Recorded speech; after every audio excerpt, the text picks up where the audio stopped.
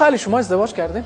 من خوشبختانه 2 تا ازدواج موفق داشتم، الان مجردم. جدی؟ من 2 بار ازدواج کردم، جدا شدم. ظاهرا اینجا بد میدونن جدا شدن.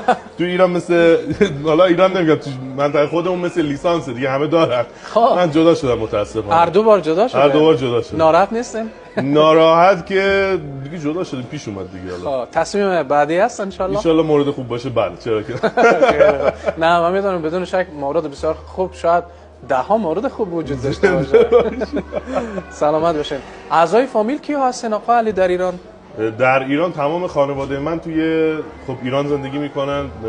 ما اصالتا برای سمنان روستای توی دربار هستیم و خب الان مازندران شمال ایران تو ساری زندگی میکنیم.